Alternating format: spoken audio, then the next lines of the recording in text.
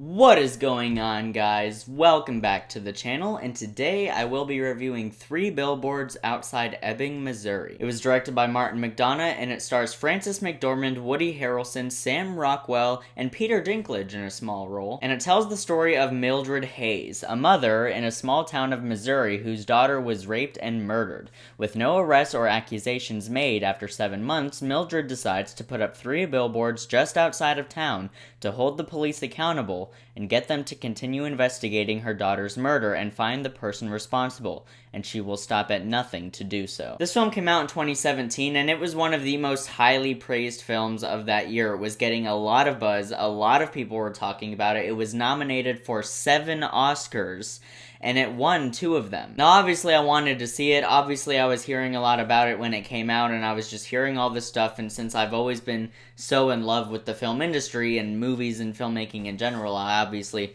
really wanted to see this movie, but for obvious reasons, I was not going to see this movie when I was 12. I was 12 years old when this movie came out, and I was not going to watch this movie when I was 12. But I'm 16 now. I've seen this film twice. I watched it about a month ago, and then before doing this review, I rewatched it again. I literally just rewatched it again last night, which was good because I got some time to sleep on it, and watching it a second time, you really, get a grasp on how you truly feel about a movie. And so now I'm ready to review it, and I absolutely unabashedly adore this film. In my opinion, Three Billboards Outside Ebbing, Missouri is a modern classic and an absolute masterpiece, 100%. Frances McDormand won the Oscar for Best Actress in this movie, and holy crap, is that ever well deserved. She is mind-blowingly phenomenal in this film. She's already a legend, but this might be her best performance. I would say that out of all the stuff I've seen her in, and yes, I have seen Nomadland,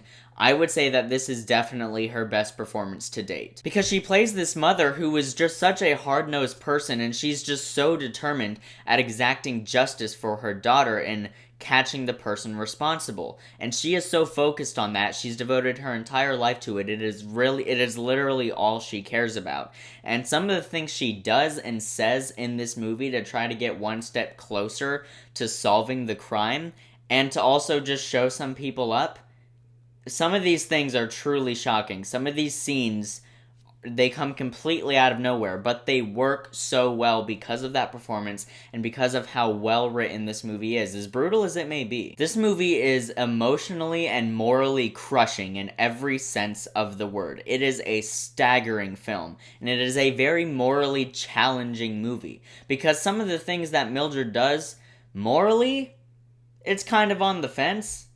But you see everything from her perspective, and you do see another character's perspective, which we'll talk about in a second, but you see every aspect of Mildred's perspective in this movie, and you completely understand why she's doing what she's doing, and for me, I actually kind of sided with her with what she was doing. There's certain things in this movie where she's bending the law a little bit, and she seems to kind of just disregard it, which is good irony, because she's hunting a criminal while also being a criminal. So it's kind of nice. It's kind of a nice flip side to the formula we're so used to. I was on her side though. Like, it was weird. Like, I mean, it's not like Joker where she's like killing people and doing extremely horrible violent acts.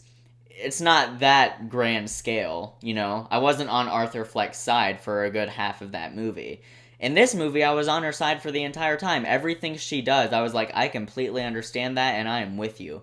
Because the performance and the way her character is written is just so top tier perfect, I couldn't help it. This movie is a character piece executed masterfully.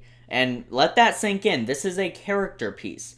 I've heard some people talk about the ending of this movie, which we'll get into in the final moments of this video. I've heard some people who were let down by the ending of this movie because they were just so wrapped up in the story and so wrapped up in the characters, and they felt that the ending kind of betrayed that.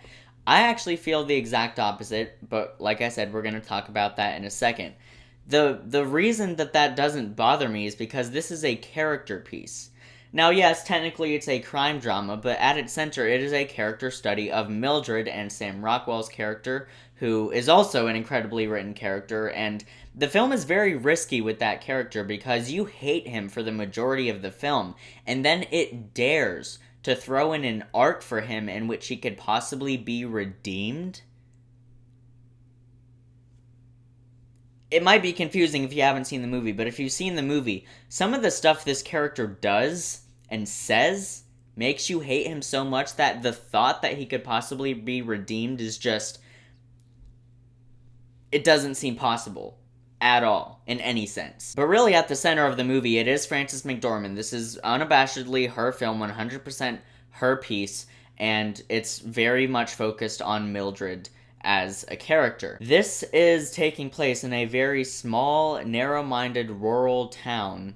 Rural, I always have trouble with that word, rural, blah, blah, blah. You know what I'm saying. It's very much that kind of town, and the things that people say and do, because everyone in this town is against Mildred. She puts up the billboards one night, and then obviously because of the small town mentality, and just that situation in general, by the next day, everybody knows about it, and everyone is against her. They're with her, and wanting to find who did this horrible thing to her daughter. They're with her in that sense, but when it comes to her putting up the billboards and holding the police accountable, they are very, very much against her. They're like, there's a lot of good friends of the chief in this town, and you're putting this up, and it's just a bad thing for everybody involved. And as I said, Mildred is a very relentless character. She doesn't care. She will stop at nothing to exact justice for her daughter, and I think that's what makes me, like, so drawn to her, and it's what made me stay on her side for the entire film. Now, this film is very, very dark. The stuff that I said in the synopsis, that's nothing. This film really... there's so much more to this movie than trying to solve a murder. In fact, I would say that it's not even really entirely about trying to solve this crime. I said it was a character piece, and that's really the side that it leans to more. Yes, there's the crime drama stuff in there that we all love, but it really is leaning more towards kind of an artsy character piece film. As I said, it's very, very dark and very darkly comedic. This movie is actually surprisingly hilarious, and please don't think I'm a jerk for saying that, because I know I've talked about what this movie is about and some very dark subject matter, and you're like, dude, how can you find that movie funny? It's not that, it's just me. This movie has a lot of very dark comedy in there, and it's obviously intentional. Those who have seen the movie know exactly what I'm talking about, and I'm positive that you're on my side about the movie being darkly comedic, and intentionally being darkly comedic. There are some scenes in this movie, though, where I did feel bad for laughing, because I was like... it's one of those movies that makes jokes and creates humor that we all think, but we're too scared to say out loud. And this movie says it out loud, and it completely exploits it.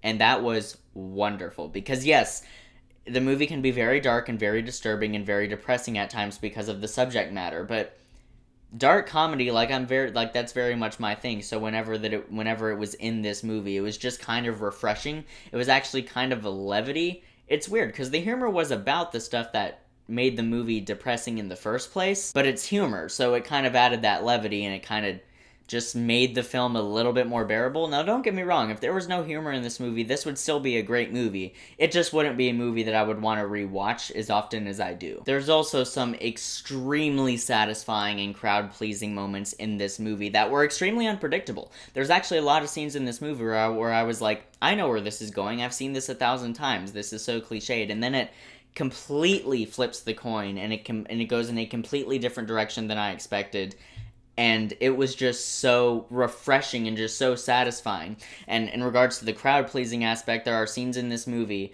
where Mildred calls certain people out on their crap, and you're just like, thank you. You said what we're all thinking, but we're too scared to say, and you said it. I was just like, preach, girl, like that. Like, seriously, there were so many moments in this movie where I very much had that mindset. There's even a scene with a priest in which he's like saying, you should really take these billboards down. I talked to a lot of people, and a lot of them, they're just really not on board with this. And then I'm not going to spoil anything because I want you to love the moment as much as I did, but what she says to him as a rebuttal, I was just like, thank you. Like, just thank you for saying that. Thank you, someone, for saying it. It was just so satisfying. She really showed these people up. It is a very complex, layered, and morally questionable film. There are a lot of people who are going to watch this movie and not like it because of the questions that it dares to ask and the arcs that it dares to have. There's a lot of scenes that are meant to make you very angry and very upset and put you in the mindset of Mildred of just wanting to exact justice. And there are 3 really great arcs in this film, obviously with Mildred, but also with Woody Harrelson's character who plays the chief of police in this movie, and believe it or not, Sam Rockwell's character. His character in this movie is basically everything you do not want in a police officer. He's bigoted, he's racist, he's prejudiced, pretty much everything you don't want in a police officer. And they actually have an arc for him where he could possibly be redeemed.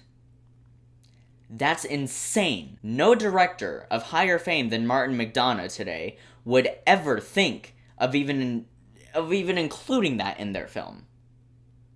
But it's in this movie, and it was executed so well. And Sam Rockwell, he is a great actor. He was also in Martin McDonagh's other film, Seven Psychopaths, which I have not seen, but I really want to just based off the title alone. It's a very tough film to watch sometimes. It can be very angering, but it can also be surprisingly funny, and it's constantly riveting throughout.